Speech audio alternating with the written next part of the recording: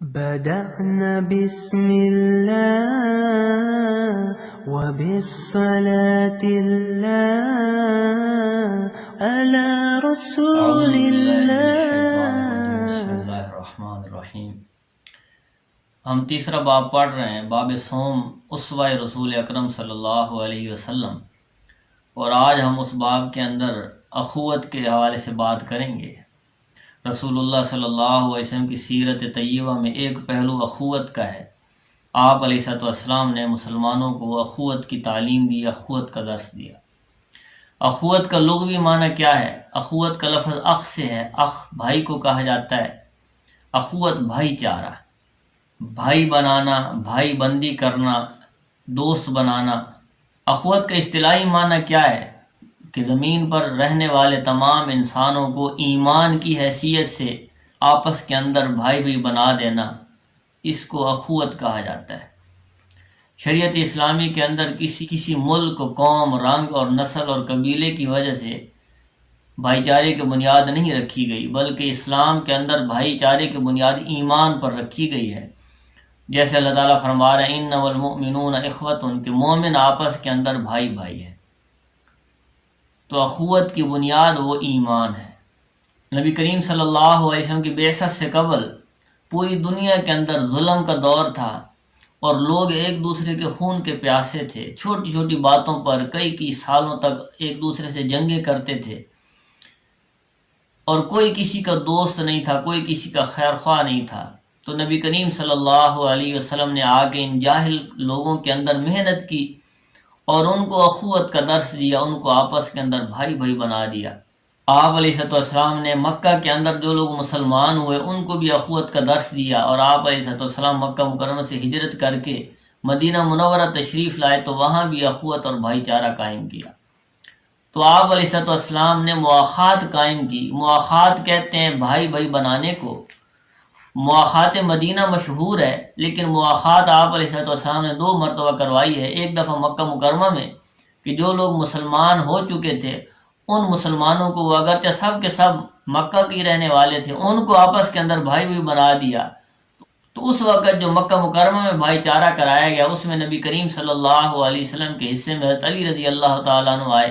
نبی کریم صلی اللہ علیہ وسلم نے حضرت علی کو اپنا بھائی بنایا، اور ہجرت مدینہ کے بعد نبی کریم صلی اللہ علیہ وسلم نے خاص طور پہ مہاجرین اور انصار کے درمیان میں بھائی چارہ کرایا۔ مہاجرین وہ تھے جو مکہ مکرمہ سے اپنا گھر بار چھوڑ کے مدینہ آ گئے تھے، اور انصار وہ تھے جو مدینہ کے رہنے والے مسلمان تھے۔ نبی کریم صلی اللہ علیہ وسلم نے حضرت انس رضی اللہ تعالیٰ عنہ کے گھر مسلمانوں کو اکٹھا کیا۔ 35 مہاجرین اور 35 انصار صحابہ کرام اکٹھے ہوئے، تو نبی کریم صلی اللہ علیہ وسلم نے ایک مہاجری کو ایک انصاری کا بھائی بنا دیا۔ اس کو مواخات مدینہ کہا جاتا ہے۔ اس کے بعد پھر عمومی حکم کیا نبی کریم صلی اللہ علیہ وسلم نے، مسلمانوں کو حکم کیا کہ اللہ کے راستے میں، اللہ کی رضا کے لیے آپس میں بھائی بھائی بن جاؤ۔ کونوا عباد اللہ اخوان، آئے اللہ کے بندو آپس میں بھائی بھائی بن جاؤ۔ اسلام سے پہلے لوگ ایک دوسرے کی جانوں کے دشمن تھے۔ اللہ تعالیٰ نے نبی کریم صلی اللہ علیہ وسلم کو نبوت عطا کی، تو اللہ تعالیٰ نے نبی علیہ السلام کی برکت سے لوگوں کے دلوں کے اندر محبت ڈال دی، اور آپ علیہ السلام کی محنت سے لوگ آپس کے اندر بھائی بھائی بن گئے، ایک دوسرے کے لیے جان نچھاور کرنے والے بن گئے۔ تو اللہ تعالیٰ نے یہ آیت مبارکہ نازل کی، ہمیں جو یہ نعمت عطا ہوئی ہے یہ اللہ کے فضل سے ہوئی ہے۔ وَاذْكُرُوا نِعْمَةَ اللَّهِ عَلَيْكُمْ، کہ اللہ تعالیٰ کی اس نعمت کو یاد کرو۔ اِذْ كُنْتُمْ أَعْدَاءً، کہ جب تم دشمن تھے، فَأَلَّفَ بَيْنَ قُلُوبِكُمْ، تو اللہ نے الفت ڈال دی تمہارے دلوں میں، تمہارے دلوں کے اندر اللہ نے محبت کو بھر دی۔ فَأَصْبَحْتُمْ بِنِعْمَتِهِ إِخْوَانًا، تو تم اللہ کی اس نعمت کی وجہ سے آپس کے اندر بھائی بھائی بن گئے۔ اسی طرح اللہ تعالیٰ ایک دوسری آیت مبارکہ کے اندر ارشاد فرما رہے ہیں کہ یہ اخوت، بھائی چارہ اور محبت یہ خالص اللہ کا فضل ہے۔ اگر اللہ تعالیٰ اخوت، محبت اور بھائی چارہ اور ہمدردی دلوں کے اندر نہ ڈالے تو ساری دنیا کا مال و دولت، سونا چاندی، سارے دنیا کے خزانے بھی اکٹھے کر لیے جائیں تو یہ نعمت حاصل نہیں کی جا سکتی۔ وَأَلَّفَ بَيْنَ قُلُوبِهِمْ، اور اللہ ہی نے ان کے دلوں کے اندر الفت اور محبت ڈال دی۔ لَوْ أَنفَقْتَ مَا فِي الْأَرْضِ جَمِيعًا، اے نبی صلی اللہ علیہ وسلم اگر آپ خرچ کر دیتے دنیا کے سارے خزانوں کو، ما الفت بین قلوبہم، تو اے نبی صلی اللہ علیہ وسلم آپ ان کے دلوں کے اندر محبت پیدا نہ کر سکتے، ان کے دلوں کے اندر الفت پیدا نہ کر سکتے۔ ولیکن اللہ الف بینہم، لیکن اللہ کی کریم ذات ہے جس نے ان کے دلوں کے اندر محبت ڈال دی، الفت ڈال دی، تعلق ڈال دیا، ہمدردی ڈال دی۔ اور اللہ تعالیٰ فرما رہے ہیں انما المؤمنون اخوۃ، کہ یقیناً ایمان والے آپس کے اندر بھائی بھائی ہیں، فاصلحوا بین اخویکم، پس اپنے بھائیوں کے درمیان صلح کرا دیا کرو۔ اور ارشاد ہے واعتصموا بحبل اللہ جميعا ولا تفرقوا، کہ سب مل کر اللہ کی رسی کو مضبوطی سے تھام لو اور تفرقے میں نہ پڑو۔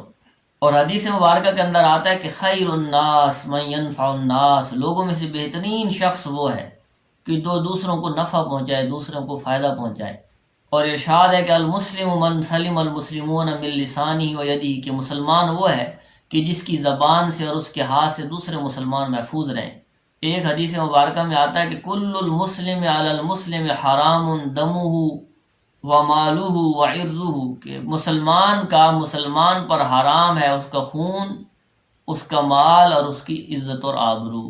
ایک مسلمان کا مال، اس کی عزت اور اس کی جان دوسرے کے لیے قابل احترام اور محترم ہے۔ اسی طرح حدیث مبارکہ میں اللہ کے نبی صلی اللہ علیہ وسلم نے ترغیب دی ہے کہ لا یؤمن احدکم حتی یحب لاخیہ ما یحب لنفسہ، کہ تم میں سے کوئی شخص اس وقت تک کامل مومن نہیں ہو سکتا جب تک کہ اپنے مومن بھائی کے لیے وہ چیز پسند نہ کرے جو اپنے لیے پسند کرتا ہے۔ اسی طرح حدیث مبارکہ کے اندر آتا ہے کہ ایک مسلمان کا دوسرے مسلمان کے ساتھ تعلق ایک عمارت جیسا ہے، مضبوط ہے، کہ جیسے عمارت کا ایک حصہ دوسرے حصے کو مضبوط کرتا ہے، اسی طرح ایک مومن دوسرے مسلمان کے لیے مضبوطی کے سبب ہے۔ اور اس کے بعد آپ علیہ الصلوۃ والسلام نے اپنے دونوں ہاتھوں کی انگلیوں کو آپس کے اندر ملا کے دکھایا کہ ایک مومن دوسرے مومن کو اسی طرح مضبوط کرتا ہے۔ اسی طرح حدیث مبارکہ کے اندر آتا ہے کہ ہر مسلمان دوسرے مسلمان کا بھائی ہے، نہ وہ خود کسی مسلمان پر ظلم اور زیادتی کرتا ہے اور نہ دوسروں کا مظلوم بننے کے لیے اس کو بے یار و مددگار چھوڑتا ہے کہ اور لوگ اس کے اوپر ظلم کرتے پھریں، اور نہ ہی اس کی تحقیر کرتا ہے، اس کو چھوٹا سمجھتا ہے۔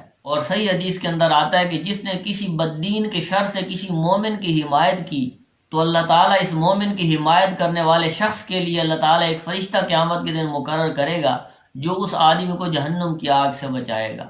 اور حدیث کے اندر آتا ہے کہ جس نے کسی مسلمان کو بدنام کرنے کے لیے اس کے اوپر الزام لگایا تو اللہ تعالیٰ اس کو جہنم کے پل پر قید کر دے گا اس وقت تک جب تک کہ وہ اپنے اس الزام سے، اپنے اس گناہ سے، اپنے اس گندگی سے پاک صاف نہ ہو جائے۔ اب یہ اخوت اور بھائی چارہ جو مسلمانوں کے درمیان پایا جاتا ہے، یہ کس چیز کا نام ہے؟ یہ ہم سے کیا چاہتا ہے؟ ہم سے یہ کیا مطالبہ کرتا ہے؟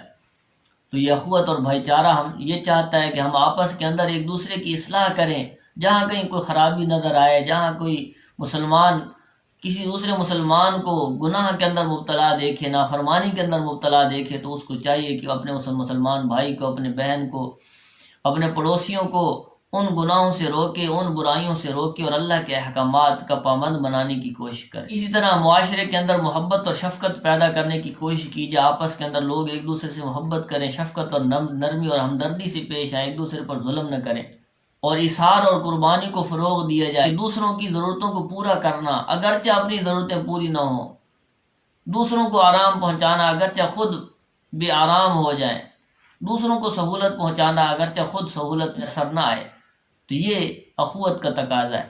اسی طرح جو محتاج ہوں ان کی مالی معاونت کی جائے، زکوٰۃ کے ذریعے، صدقات کے ذریعے، عشر کے ذریعے، اور اس کے علاوہ نفلی صدقات کے ذریعے محتاج لوگ جو مصیبت زدہ ہوں، بیمار ہوں، پریشان حال ہوں، مقروض ہوں، ان کی مدد کی جائے، ان کی معاونت کی جائے۔ یہ بھائی چارے کا، اخوت کا ہم سے مطالبہ ہے۔ اسی طرح کسی طریقے سے بھی کسی مسلمان کی دل آزاری نہ کی جائے، اس کے دل کو نہ دکھایا جائے، تکلیف نہ پہنچائی جائے۔ اور پھر احادیث مبارکہ کے اندر کسی مسلمان کے ساتھ قطع تعلق کرنا، اس کے ساتھ بات چیت ختم کرنا، سلام دعا ختم کرنا، اس سے منع کیا گیا۔ حدیث کے اندر آتا ہے کہ دو مسلمان آپس کے اندر 3 دن تک نہ بولیں تو ان کا کوئی عمل بھی اللہ کے ہاں آسمانوں کی طرف نہیں جاتا، ان کا کوئی عمل قبول نہیں ہوتا جب تک کہ وہ آپس میں صلح نہ کر لیں۔ تو اس لیے قطع کلامی سے منع کیا گیا، آپس میں بات چیت چھوڑنے سے منع کیا گیا۔ اور پھر دین تو سراسر نصیحت ہے، خیر خواہی کا نام ہے، تو ایک دوسرے کی خیر خواہی اور بھلائی چاہنے کا حکم ہے۔ اور اس اخوت کی واضح مثالیں صحابہ کرام کے درمیان موجود ہیں، بڑے واقعات موجود ہیں، جن واقعات پر بڑی بڑی کتابیں لکھی گئی ہیں۔ سب سے پہلے تو خود مواخات مدینہ کی مثال ہے کہ نبی کریم صلی اللہ علیہ وسلم نے انصار اور مہاجرین کے درمیان بھائی چارہ کرایا، تو ان میں ایک بھائی چارہ حضرت عبد الرحمن بن عوف رضی اللہ تعالیٰ عنہ کا سعد بن ربی رضی اللہ تعالیٰ عنہ کے ساتھ ہوا۔ تو سعد بن ربی رضی اللہ عنہ انصاری ہیں، عبد الرحمن بن عوف رضی اللہ تعالیٰ عنہ جو ہے یہ مہاجر ہے۔ تو انہوں نے آپس کے اندر ایسا بھائی چارہ کیا یہاں تک کہ آدھی جائیداد تقسیم کرنے کے لیے تیار ہو گئے۔ اور سعد بن ربی رضی اللہ عنہ کی 2 بیویاں تھیں۔